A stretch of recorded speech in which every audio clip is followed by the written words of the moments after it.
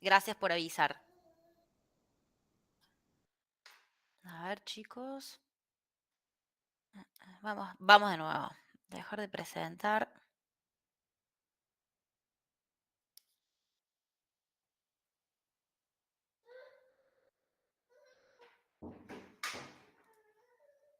Compartir. Bien, genial. Bueno, muchísimas gracias por avisar. Si no, no iban a ver nada. Bueno, otra cosa, chicos, el apunte está subido en el aula virtual, así que cualquier cosa también pueden consultar de ahí y si tienen dudas, después también pueden contactarse conmigo sin ningún problema. Bueno, como les decía, vamos a ver el concepto de organización. Las organizaciones son formaciones sociales deliberadamente constituidas para la persecución de fines específicos que poseen una división interna del trabajo y que se constituyen con una configuración racional para la persecución de estos fines. Algunas de las características fundamentales de una organización es que se trata de un grupo de personas, es decir, toda organización se conforma por dos o más personas y estas han sido creadas por voluntad conjunta de quienes las integran o bien por una ley específica. También las organizaciones se caracterizan porque tienen fines, objetivos y metas. Las organizaciones como una totalidad no realizan acciones aisladas, sino que por el contrario, todas estas acciones organizacionales se encuentran articuladas dentro de un plan, en el cual se detallan los objetivos perseguidos y los caminos para alcanzarlos.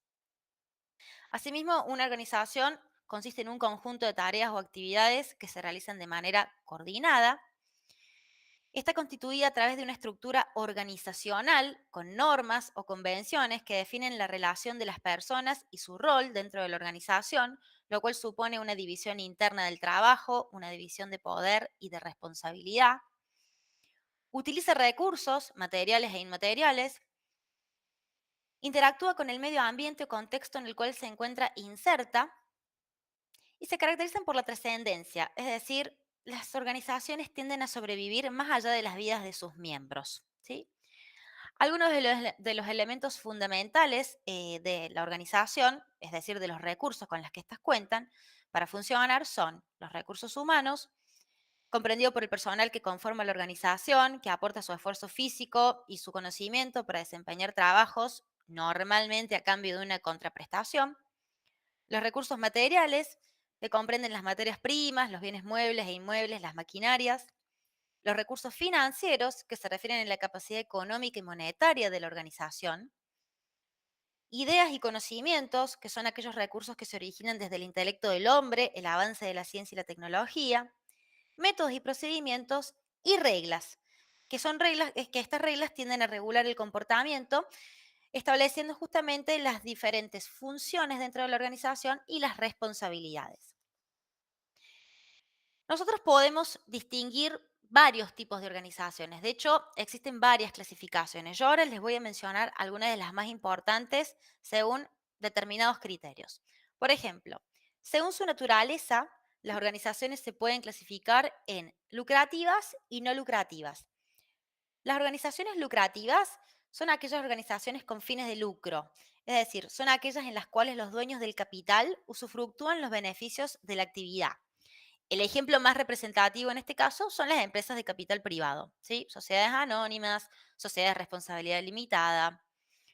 Las organizaciones no lucrativas, también denominadas organizaciones sin fines de lucro, son aquellas en las que los beneficios de la actividad no son apropiados por agentes individuales, ya que no es esta la razón de su constitución, sino que tratan de atender una problemática social específica y las actividades organizacionales se desarrollan para beneficio de la comunidad. Según su propiedad, esto les está ustedes ven este cartel, ¿no? ¿Ustedes lo ven o solamente yo lo veo? Uno que está tapando acá, No, profe, nosotros no ¿no? lo vemos. Bueno, soy yo la que lo ve. Bueno, listo. No, si ustedes no lo ven, no me molesta. Les decía, según su propiedad, las podemos clasificar en organizaciones públicas y organizaciones privadas. Dentro de las públicas, además, podemos distinguir los denominados organismos públicos, que realizan funciones inherentes a la administración pública y a la gestión del Estado. Y también podemos distinguir a las empresas públicas, que son organismos descentralizados que dependen del Estado y cuyo fin es la producción de bienes o servicios específicos. Y las organizaciones privadas son aquellas en las cuales la propiedad del capital es justamente de origen privado y son autónomas y totalmente independientes del poder público. Según su actividad, las podemos distinguir en organizaciones industriales, organizaciones de servicios y organizaciones comerciales, siendo las industriales aquellas que se dedican a la producción de bienes materiales. En ellas se pueden distinguir las extractivas y las de transformación, a la vez que pueden clasificarse por rama de actividad, metalúrgicas, automotrices. Las organizaciones de servicios son aquellas que se dedican justamente a la provisión de servicios, que también pueden clasificarse por rama de actividad, por ejemplo, de transporte, turísticas, recreativas. Y las comerciales, que son aquellas que se dedican a la compra-venta de bienes sin realizar ningún tipo de proceso de transformación. ¿Sí? Bueno, ya habiendo hablado sobre el concepto de organización y las distintas formas de clasificación, vamos a hablar de la organización formal y de la organización informal. Para que una organización pueda constituirse como tal, es necesario que posea algún tipo de reglas que regulen su comportamiento, que determinen la diferenciación entre las funciones, que determinen las facultades y las responsabilidades de los miembros y que coordinen las actividades de cada uno de ellos. Es decir, necesita de una estructura.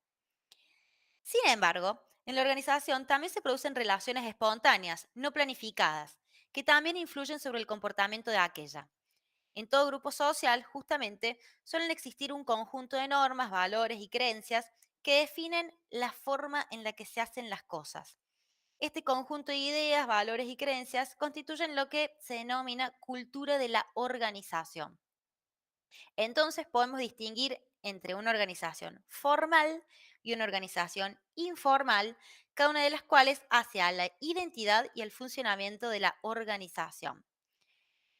La organización informal está dada por la cultura organizacional. No sé si ustedes han oído hablar de la cultura organizacional. Tengo entendido que en la clase anterior hablaron sobre la misión y la visión, que está íntimamente vinculado con la cultura organizacional. En este caso podemos decir que la cultura organizacional es un conjunto de creencias, valores y prácticas compartidas que orientan el modo en el que una empresa gestiona sus equipos y la forma como se va a posicionar en el mercado. Algunos de los beneficios fundamentales de tener una cultura organizacional bien fuerte y arraigada es que permite definir la identidad de la empresa, es decir, es la imagen que proyecta tanto en el mundo exterior como en el interior, es un elemento que diferencia de la competencia. A su vez, una cultura organizacional fuerte brinda motivación a los empleados. Cuando una cultura organizacional está bien definida, sirve como la dirección que guía el cumplimiento de las metas y hace que los empleados se sientan motivados a seguir ese camino. No sé si alguna vez escucharon hablar de los empleados que se ponen la camiseta de la organización. Bueno, eso es porque se sienten identificados con la cultura organizacional, con los valores y con las metas que persiguen. Y también la cultura organizacional es importante porque atrae talentos y también los retiene por los mismos motivos que yo les acabo de mencionar. Por lo tanto, podemos decir que los principales componentes de la cultura organizacional son los valores, que son, como ya bien mencionamos, creencias, principios que orientan la conducta de las personas que trabajan en la organización, y la misión y la visión, que bueno, no voy a detallar demasiado porque como les digo, yo sé que lo vieron en la clase anterior, pero sí vamos a decir que la misión es el manifiesto de la razón de existir de la empresa y su propuesta de valor que la diferencia de las demás. Su rol principal es inspirar e involucrar al equipo. Y normalmente cuando enunciamos la misión de una organización, se debe responder a las siguientes preguntas. ¿A qué nos dedicamos? ¿Por qué existimos? ¿Cuál es nuestro propósito? ¿Cómo lo hacemos? ¿En qué mercados? Y la visión, en cambio, es una aspiración. Debe decir hacia dónde se dirige la empresa, dónde quiere estar en el largo plazo.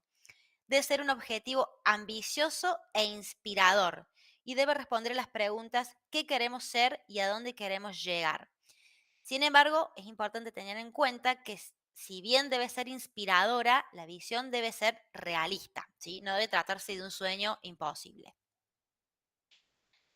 Ahora bien, como bien les dije, necesitamos también de una estructura formal para que la organización que ustedes están creando pueda funcionar correctamente.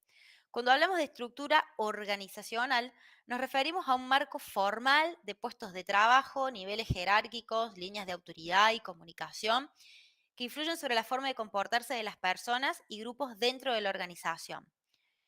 Cuando una empresa dice que está diseñando su estructura organizacional, se refiere a que está llevando adelante el diseño de puestos, esto es la identificación de las tareas necesarias para cumplir con los objetivos. Está llevando a cabo un proceso de departamentalización que consiste en el agrupamiento de puestos en unidades, departamentos o divisiones. La jerarquización, que es la disposición de las funciones de una organización por nivel de autoridad, y está llevando también adelante la coordinación de las actividades realizadas por cada una de las unidades. Esta organización formal se visualiza normalmente a través de un organigrama. El organigrama constituye una representación visual que muestra las distintas posiciones existentes dentro de una organización, cómo están agrupadas y el flujo de autoridad formal. Normalmente este organigrama suele estar acompañado del manual de procedimientos, que es una descripción detallada de cómo deben desarrollarse cada una de las actividades en un determinado puesto dentro de la organización. ¿Acá alguna duda, chicos? Bueno, No, seguimos. profe, se entiende. Buenísimo. Bueno, algunos de los principios básicos de una organización formal es la autoridad, que es el poder conferido a una determinada posición jerárquica para tomar decisiones. La delegación, que consiste en asignar autoridad a una persona para llevar a cabo actividades específicas. Al delegarse una actividad, se hace esa persona responsable y se le brinda la autoridad necesaria para llevarla a cabo. Responsabilidad, que coexiste conjuntamente con la autoridad, ya que cuando a una persona se le asigna una tarea, se espera que la realice de determinada manera. División del trabajo, que consiste en la separación y delimitación de las actividades. Unidad de mando, que implica que cada empleado debe recibir órdenes de un único superior. Sistemas de control.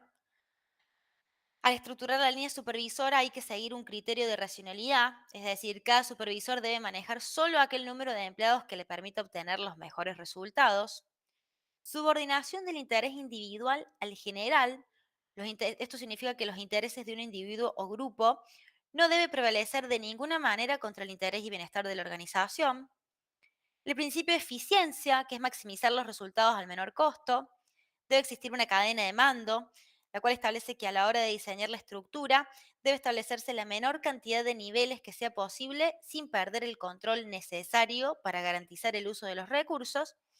Y la definición funcional, que implica definir las unidades organizacionales básicas. Por ejemplo, la dirección financiera, la dirección de producción, el marketing.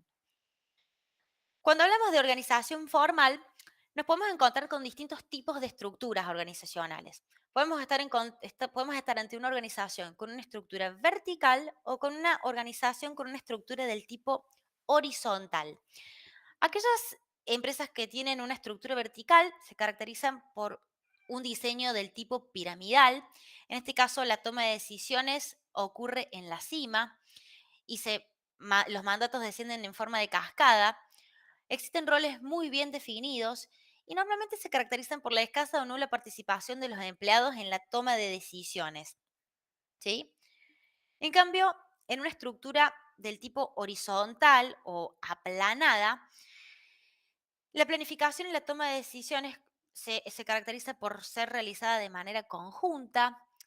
No suelen existir muchos mandos medios, que son las gerencias medias. Existe mayor autonomía de los trabajadores y se caracterizan normalmente por tender a la incorporación de tecnología y por la tendencia al agilismo. Bien, hasta acá, resumidamente, vimos concepto de organización, clasificación según diversos criterios y organización formal y organización informal y tipos de estructura. Ahora vamos a hacer foco en el proceso de administración. En definitiva, va a hacer que la organización comience a funcionar. Se puede definir a la administración como la tarea de conducir racionalmente a un grupo de personas hacia la persecución de fines específicos a través de la planeación, la organización, la dirección y el control. En la práctica, estas cuatro funciones se encuentran íntimamente relacionadas en una interacción dinámica y forman lo que se denomina el proceso administrativo, el cual es de carácter secuencial. Este ciclo implica que, a medida que se desarrolla el proceso, los resultados retroalimentan el siguiente. Ahora les voy a contar resumidamente qué implica cada una de estas funciones y luego vamos a hacer foco en dos de ellas. La primera función, y digo primera porque normalmente con esta función comienza el ciclo, pero como dijimos, después todas estas funciones se encuentran solapadas, entonces no es muy fácil hacer una separación y decir, bueno, acá comienza la planeación, después sigue la organización, pero sí podemos decir que con la planeación se da comienzo a todo. En este caso, en la planeación consiste en definir objetivos y planes, se establecen los objetivos y la misión de la organización, se estudian las diferentes alternativas, se determinan cuáles son los recursos necesarios para llevar adelante la actividad de la organización y se generan las estrategias para alcanzar los objetivos. En la organización se diseña y se define la estructura, es decir, consiste en el diseño de cargos y las tareas específicas, se crea la estructura de la organización, se coordinan las actividades, se establecen las políticas y los procedimientos y se define la asignación de los recursos. En la dirección, con la dirección se busca influir positivamente en las personas que integran la organización para incrementar su contribución. Tiende a dirigir y motivar a los empleados, se establece la comunicación, se busca solucionar los conflictos laborales y se diseñan estrategias para mejorar el desempeño. Y en la última actividad, que decimos última simplemente porque la estoy mencionando el último, es el control. El control básicamente consiste en identificar los desvíos que existen entre los resultados alcanzados y los planificados. Con el control se mide el desempeño. El control es el que permite tomar todas las acciones correctivas. Se establecen los controles a los procesos y a las actividades y también se establecen los controles a los recursos de la empresa. ¿Sí? ¿Alguna duda con estas cuatro funciones tan importantes? No, profe, todo bien. Bueno, buenísimo. Como dije, vamos a hacer foco en dos de estas funciones, que son sumamente importantes para el desarrollo del proyecto que tienen por delante. Una de ellas es la planeación estratégica. El planeamiento o planeación estratégica, como bien mencionamos, consiste en la determinación de los objetivos y las estrategias, ¿sí? La función de planeamientos es entonces la responsable de la definición de la misión y la visión, de los objetivos y metas, de delinear las estrategias y tácticas para el logro de los objetivos y de la definición de los estándares de eficacia y eficiencia requeridos para el logro del fin organizacional. Por lo tanto, los elementos claves dentro de la planeación estratégica son los objetivos y las estrategias. Los objetivos se pueden entender como el estado futuro de cosas que la organización espera alcanzar en un tiempo específico. Y estos objetivos tienen 5 características fundamentales.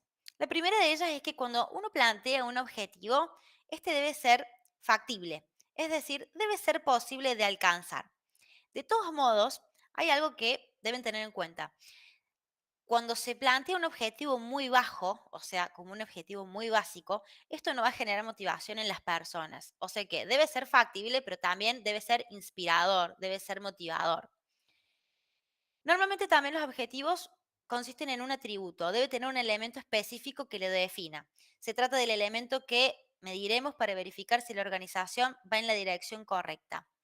Asimismo, los objetivos deben ser cuantificables, es decir, deben poder medirse. Deben tener un estándar de referencia, que es el valor que queremos alcanzar, y también deben tener definido un horizonte temporal, ¿sí? Que hace referencia al periodo de tiempo en el cual se espera alcanzar el objetivo. Y las estrategias son el conjunto de decisiones sobre los objetivos a perseguir y las acciones a emprender buscando aprovechar los recursos de la mejor manera posible para alcanzarlos. Cuando hablamos de planeación estratégica y de planeamiento, podemos distinguir también tres niveles. Nosotros en el proyecto vamos a hacer foco en el primero, que es el planeamiento estratégico, pero es importante que conozcan que existen los tres niveles. El planeamiento estratégico es el proceso de planeamiento formal en el cual se busca definir los objetivos generales de la organización a largo plazo y las estrategias que se utilizarán para alcanzarlos. Para esto, se aborda a la organización como un todo, donde incluye la totalidad de sus diversas áreas de actividad y a la totalidad de los recursos. El planeamiento estratégico va a comenzar con una etapa de inteligencia que implica la definición de la misión y la visión de la organización y el análisis de la situación interna y externa de la organización, que es el análisis FODA, que ya vamos a ver un poquito más adelante, para definir la estrategia que guiará las acciones de toda la organización. El planeamiento táctico se da en el marco del plan estratégico por el cual cada departamento establece un plan general y lo proyecta a mediano plazo. Y el planeamiento operativo posee un alcance a corto plazo, determinando el contenido específico de cada tarea o actividad en pos de alcanzar las metas determinadas. Ahora sí vamos a hacer foco en el análisis FODA, porque ustedes van a tener que llevar adelante un análisis FODA para el proyecto, ¿sí? Cuando decidan qué producto van a desarrollar, qué servicio, qué mejora, por supuesto que van a tener que ver qué fortalezas tienen internamente, qué debilidades y cuál es el contexto macroeconómico que los está rodeando. FODA sabemos que es la abreviatura de fortalezas, oportunidades, debilidades y amenazas. En el aspecto interno, apunta a la identificación de las fortalezas y debilidades actuales y potenciales para poder cumplir con sus objetivos. Las fortalezas hacen referencia a los elementos positivos con los que cuenta una organización. Por ejemplo, recursos materiales e inmateriales, tales como capacidades operativas, solvencia financiera, una buena imagen corporativa, recursos humanos altamente comprometidos o altamente capacitados, un buen clima laboral, responsabilidad ambiental. Las debilidades hacen referencia a los elementos internos que obstaculizan el buen desempeño de la organización, como puede ser atraso tecnológico, altos niveles de incobrabilidad de los clientes, poco reconocimiento institucional. Y en cambio, las oportunidades y amenazas son elementos que afectan o pueden afectar a la organización, pero que pertenecen al entorno. Ejemplos de oportunidades son, por ejemplo, segmentos no explotados del mercado, demandas no satisfechas por otra organización, la posibilidad de establecer redes de cooperación con otras organizaciones, aumentos de consumo que estemos identificando. Y ejemplos de amenazas pueden ser la posibilidad de entrada de nuevos competidores, los cambios en los gustos de los consumidores, los cambios en los factores económicos, por ejemplo. ¿Hasta acá alguna duda, chicos? ¿Tienen claro cómo llevar adelante el análisis FODA para su proyecto?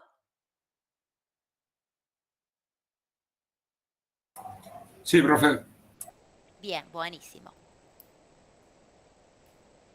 Y ahora vamos a hacer foco en la actividad de dirección, ¿sí? Cuando hablamos de dirección, nos referimos a las actividades que diariamente deben realizar los encargados de dirigir dentro de la organización a un grupo o varios grupos de personas, ¿sí? Ahora bien, es fundamental que cuando se va a dirigir exista liderazgo.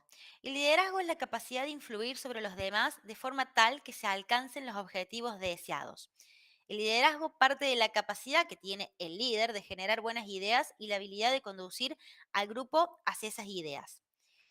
Ahora bien, liderazgo y poder son dos elementos muy vinculados. El poder es un elemento sin el cual el liderazgo no puede existir. Y por eso podemos encontrar 5 fuentes de poder diferentes. Por un lado tenemos el poder legítimo, que es la autoridad conferida por la organización en virtud del puesto que ocupa una persona. Se trata de una autoridad